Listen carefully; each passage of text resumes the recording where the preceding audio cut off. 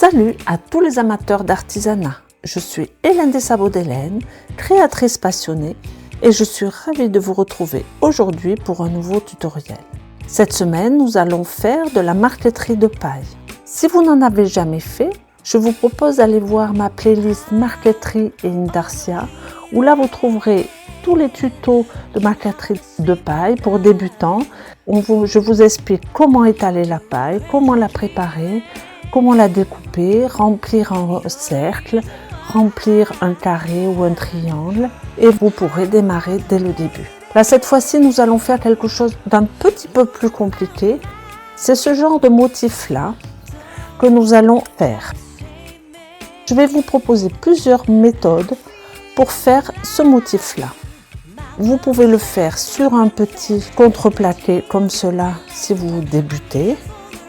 C'est à plat, c'est beaucoup plus facile. Là, cette fois-ci, je vais le faire sur un petit pot rond. Parce que je pense que ces motifs-là, ça sera joli en le faisant en rond. Je vais les faire un peu plus gros que là. Là, vous voyez, c'est très minutieux, très petit. Je vais le faire un peu plus gros. Ça sera peut-être moins joli, mais c'est pour que vous ayez une plus grande visibilité au niveau du tutoriel, pour que vous voyez bien. Je vais vous proposer 2 ou 3 techniques plus ou moins rapides, plus ou moins faciles pour créer ce motif-là. Il vous faut évidemment un bout de contreplaqué ou alors un pot comme ça, comme vous préférez. Ensuite, il va vous falloir une règle métallique avec un crayon à papier, un feutre pour faire le dessin et délimiter les motifs que vous allez faire, un plioir en os ou en plastique, comme à chaque fois vous avez l'habitude pour étaler la paille, un bistouri comme ça, qui convient très bien pour la marqueterie. Avec ces bistouris, vous avez des lames de rechange, puisque c'est assez fragile, il faut qu'il coupe bien. On change les lames régulièrement. Moi, je vais utiliser en plus une règle en plastique, mais qui se plie. C'est comme je vais faire un cercle, j'ai besoin que ça fasse le tour du pot pour bien le faire droit. Ensuite, moi, je vais utiliser un système pour que le pot ne tourne pas quand je travaille dessus et quand je colle la paille. Voilà, ensuite, évidemment, il va vous falloir la colle blanche vinylique toute simple. Une petite sous-tasse pour pouvoir mettre la colle dedans et le pinceau pour appliquer la colle. Évidemment, la paille. C'est pas la peine d'en avoir une grosse quantité et de le coller sur un papier de soie comme je vous ai montré. Il faut quelques brins, mais dans plein de couleurs. Vous prenez plein de couleurs pour faire un mélange, parce que vous voyez, ce qui est joli, c'est de changer de couleur régulièrement. Vous étalez 1 ou 2 pailles dans chaque couleur, ça suffit largement pour démarrer. Après, vous pourrez les étaler au fur et à mesure que le travail avance si vous avez besoin. On va étaler la paille. Je vous montre rapidement, puisque ça, vous pouvez aller le voir dans un tutoriel que j'ai fait. Vous ouvrez la paille comme ça avec le plioir en suivant la fibre de la paille pour que ça se coupe bien droit. Et ensuite, vous l'étalez.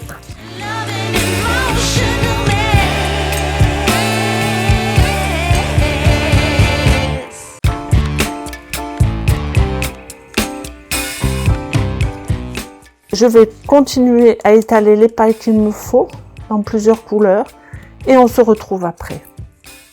Voilà, j'ai étalé plusieurs pailles. Vous voyez, il n'y a pas besoin d'en étaler beaucoup. Il faut beaucoup de couleurs, mais il n'y a pas besoin d'en étaler beaucoup, surtout si vous faites sur un petit carré de contreplaqué comme ça. Il n'y a pas vraiment besoin d'énormément de bouts de paille. Là, moi, j'en ai fait un petit peu plus puisque je vais faire sur ce pot, donc il va y en avoir plus.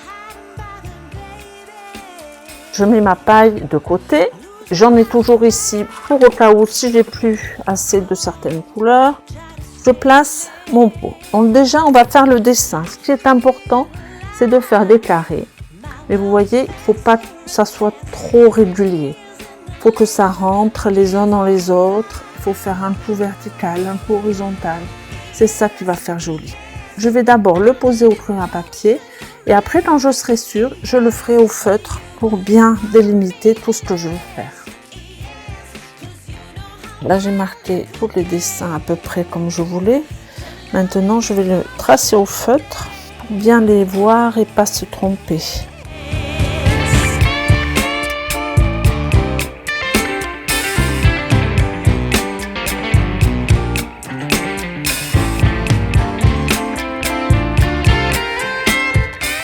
Voilà, vous voyez, j'ai à peu près placé tous les trucs. Vous voyez, j'ai fait vraiment des motifs beaucoup plus grands pour que ça soit visible à la caméra.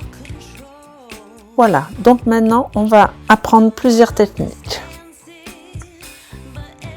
La première technique, je vous ai déjà fait une partie pour que vous voyez un petit peu comment ça fait. Donc, je vais vous montrer maintenant sur une partie droite comme ça, comment on remplit pour cette première technique. Je choisis deux couleurs, marron et vert comme ça, c'est pas mal. On va d'abord remplir d'un côté, on va remplir aux 3/4 parce que vous voyez, il y a des bouts, ils vont très loin et d'autres qui vont moins loin. Il va falloir le découper. Donc pour aller au maximum, on va mettre à peu près aux 3/4. Donc là, je vais remplir et à peu près jusque là de la première couleur. On met de la colle sur le premier 3/4. On met beaucoup de colle parce que comme le bois est brut, ça boit pas mal la colle. Donc pour être sûr que la paille se colle bien, on en met une bonne couche. Et là maintenant, on va poser chaque bout de paille.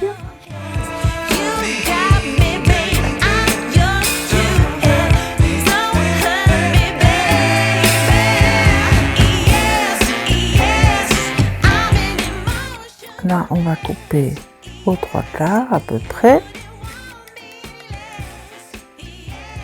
Après, comme c'est arrondi dans ce sens-là, vous n'avez pas de souci, mais dans ce sens-là, on va être obligé de mettre un bout de scotch sur toute la paille.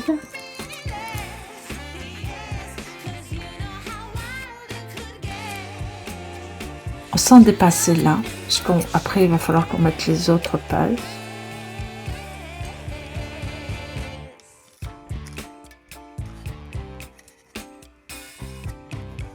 Voilà, et on colle bien pour que ça sèche. Là, la paille suivante, on va mettre le scotch. On peut le mettre par-dessus pour coller après là. Et là, par contre, ça ne dépassera pas. On prend le scotch.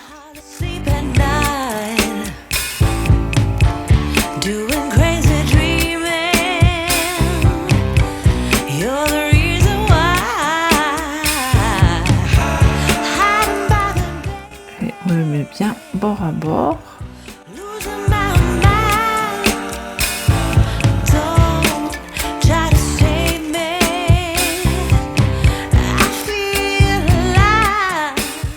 Et ensuite le dernier, on met du scotch pareil. Là, on peut le mettre au milieu, celui-là, puisqu'il peut déborder dans les deux sens. Et on le pose bord à bord.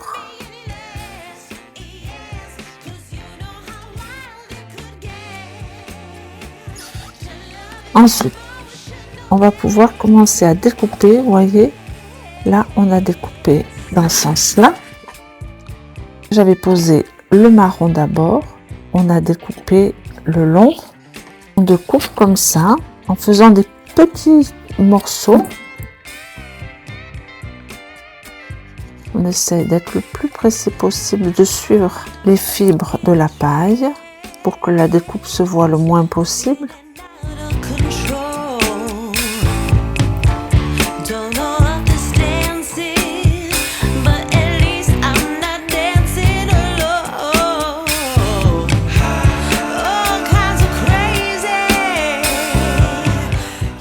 Et ensuite, on découpe à l'horizontale à des degrés différents.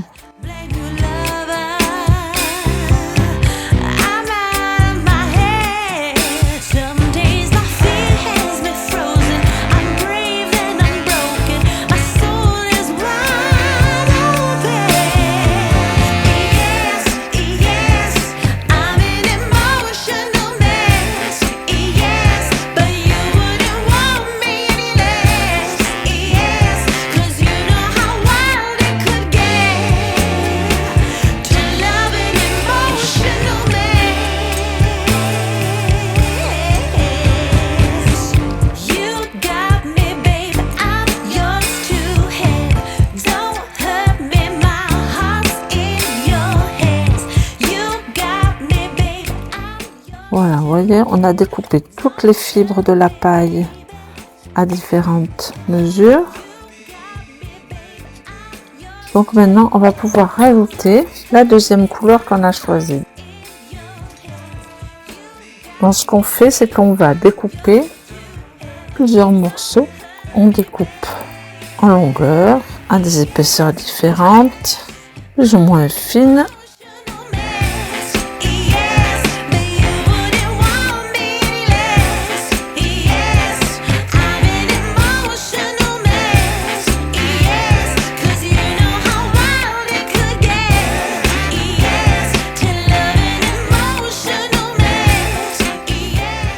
On vérifie que chaque morceau puisse rentrer entre des pailles. Donc c'est pour ça qu'il faut faire à des épaisseurs différentes pour que chaque petit morceau puisse rentrer le bout de paille pour que ça ne se voit pas.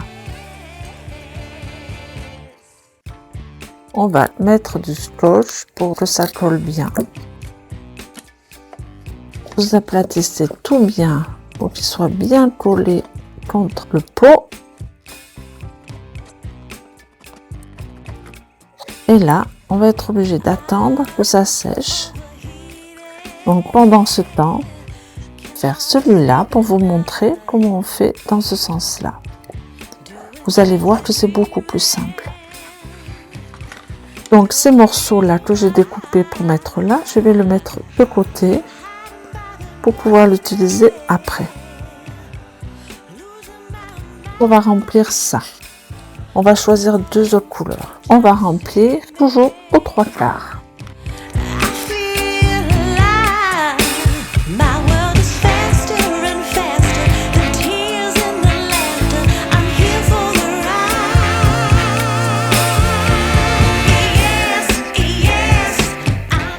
Là, on va pouvoir découper comme j'ai fait tout à l'heure. On peut le faire tout de suite puisque ça se soulève pas.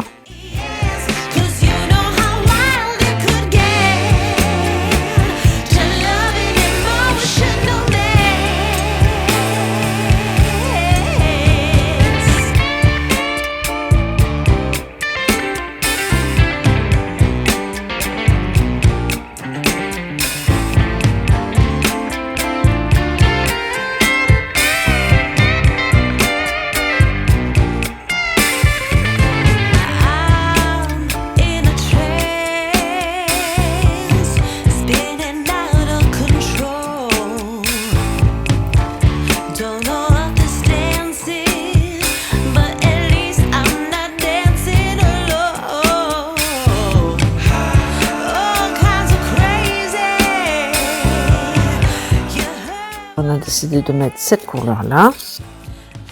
Donc on découpe sur petites bandes, d'épaisseurs différentes, pour être sûr qu'il y en ait une qui rentre dans chaque trou.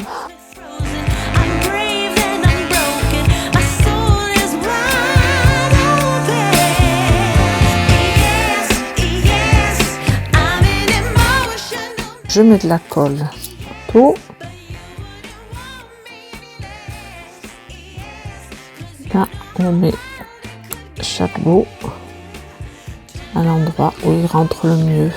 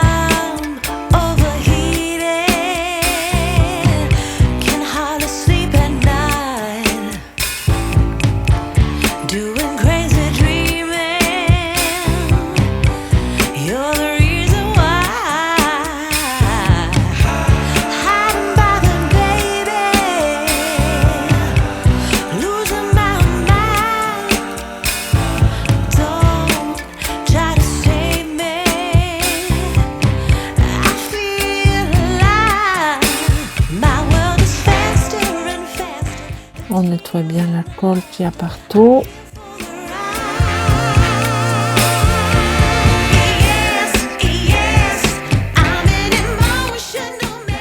On aplatit bien.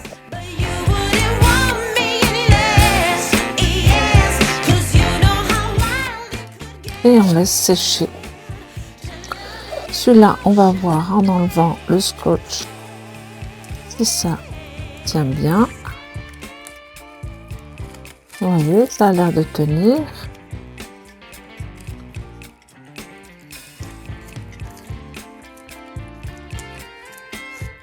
Ça ne soulève plus. Là, on va remplir, comme tout à l'heure, les marrons foncés. On a mis de côté. On prend les bouts marrons et on va mettre comme tout à l'heure.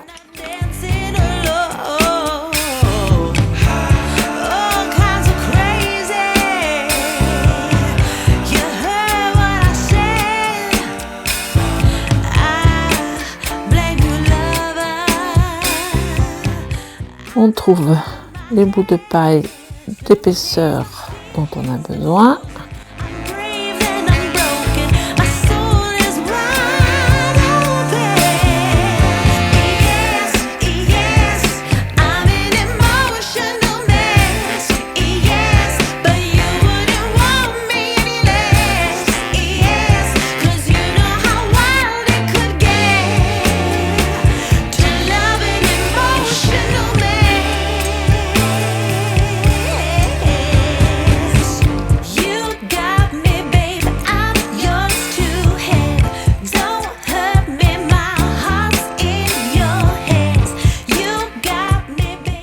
Ça y est, j'ai fini de tout remplir dans ma deuxième couleur.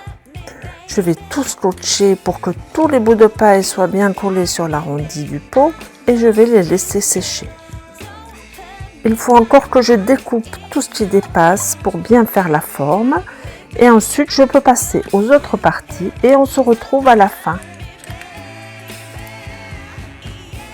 Voilà, vous voyez, j'ai fini de remplir toutes les parties. Donc, il faut encore que je ponce un petit peu tout pour enlever la colle en surplus qui a séché dessus. Mais vous voyez, ça commence à faire très joli. C'est assez minutieux, c'est assez petit. Donc, je suis assez contente. Cette technique-là est assez rapide. La semaine prochaine, je vous montrerai d'autres méthodes. Notamment cette méthode-là avec laquelle je remplis ce côté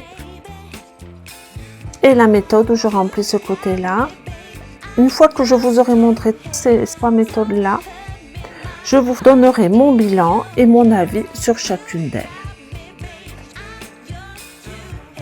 J'espère que ce tutoriel vous a plu, mais demandez-moi en commentaire d'autres explications si tout n'a pas été clair.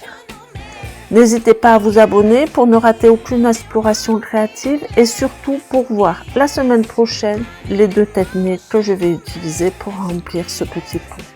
Merci d'avoir suivi ce tutoriel et pour l'intérêt que vous portez à ma chaîne. Bonne création et à bientôt. Au revoir.